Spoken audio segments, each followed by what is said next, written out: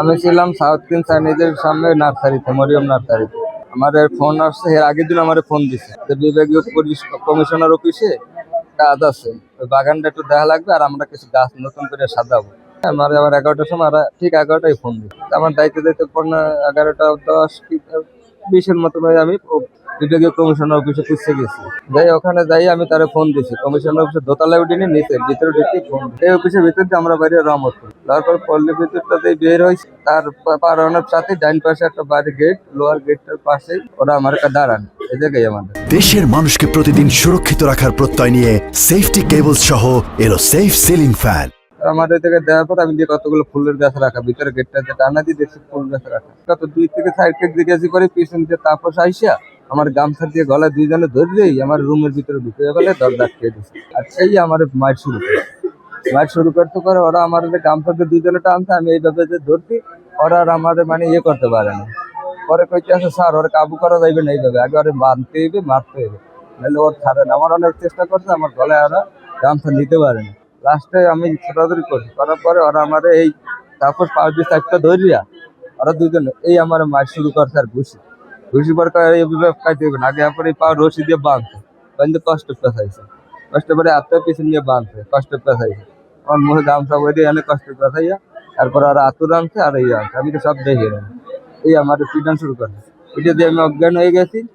এখন কইতে আছে অজ্ঞানের পরে আমি আবার নিয়ে বাথরুমে হয়েছি।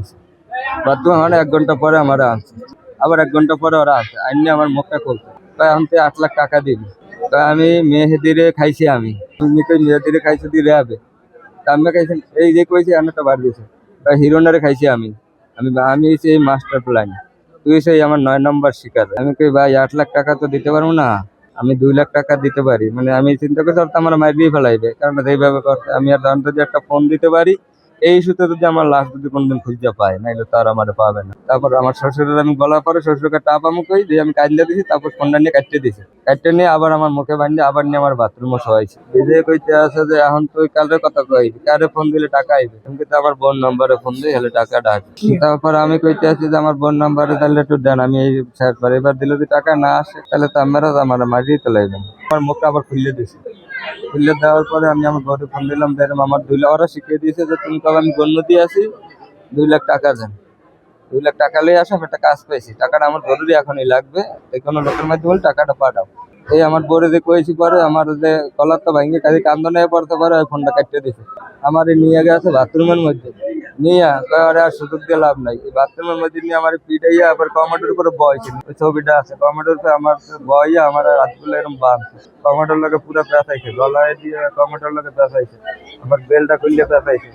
তারপরে আমার এই যে গামছা দিয়া এগুলো সব কষ্ট দিয়ে পেঁচাইছে কমেন্টের লগেই, মানে আমি যেন না করতে পারি এরকম ভয়ে আমার পা 3টা বাঁধ দিছে, দিয়ে একটা বস্তা আমার ভিতরের উপর দিয়ে এরকম ঢেকে দিয়ে এই বস্তাটা আরো ঢেকে দিয়ে বাইরে, কারণ একটু চা খেয়ে দেয় আইতেই তো মজে দেবে। আমি আর আরো দরজা খুললে চলে গেছে, চলে যাওয়ার পরে দেয় যে আমার হুঁশ নেই, আমি অস্ট্রেট দিয়েছি।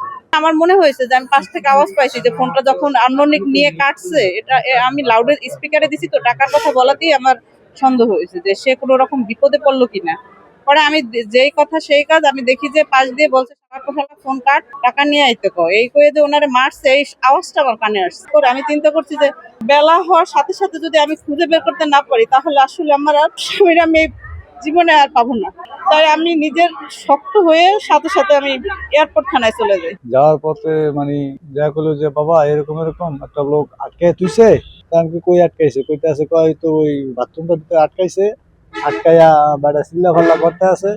ঠিক আছে, তারপর আমি আসলাম, আসার পরে দেখলাম বেটা কইতেছে আমার বাঁচাও বাঁচাও। তারপরে আমি ঠাও দিশা না পাই আমি পুলিশেরও জানাই নাই, আমি ডাইরেক্ট পাশে সেনাবাহিনীকে ধরে গেলাম।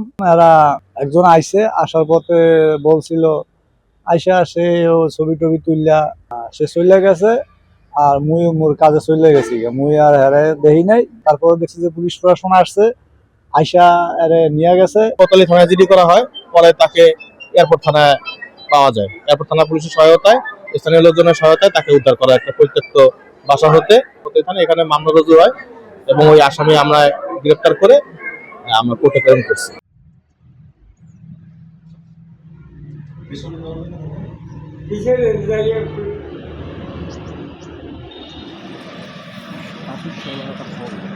কাকা